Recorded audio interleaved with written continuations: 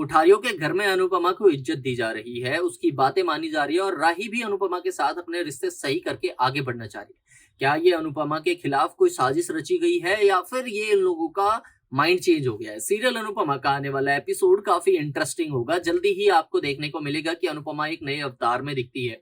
उसने पहले तो तोशु को डिसऑन कर दिया है, उसे घर से निकाल दिया है और साथ में उसने किंजल को भी कह दिया कि वो भी तोशु को डिवोर्स दे दे। लेकिन इस बात से घर के लोग पहले खुश नहीं थे और अब यहाँ से तोशु जा चुका है ये कहकर अनुपमा को कि वो लौट कर आएगा और जब आएगा तो वो अनुपमा से अपनी बेइज्जती का बदला भी लेगा।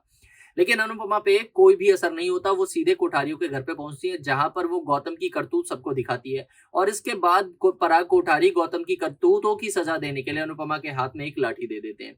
जिसके बाद अनुपमा गौतम को अच्छा सबक सिखाती है और फिर पराग कोठारी उसे अपने घर से भी बाहर निकाल देते हैं। जिसके बाद गौतम उन्हें यह धमकी दे रहा होता है कि अगर वो चाहे तो उनकी कंपनी से अपने इन्वेस्ट किए हुए सारे पैसे निकाल लेगा, जिसकी वजह से सारे कोठारीज एक बार फिर से रोड पे आ जाएंगे।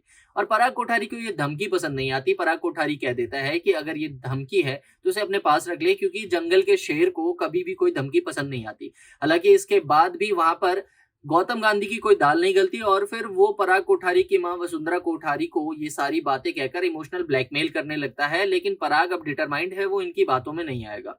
और ये सब होने के बाद अब पराग कोठारी अनुपमा से माफी भी मांगता है जो भी उसके साथ बर्ताव किए गए थे और अनुपमा को कहता है कि आप जब भी हमारे घर आई थी आपके साथ हमेशा बेइज्जती ही की गई और इस बार मैं आपको वो इज्जत देना चाहता हूँ जिसकी आप हकदार हैं। और मैं ये बात इसलिए नहीं कह रहा हूँ क्योंकि आप मेरी बेटी की सास हैं, बल्कि इसलिए कह रहा हूँ कि आपको ये इज्जत आपकी कमाई हुई एक दौलत है जो मिलनी जरूरी है।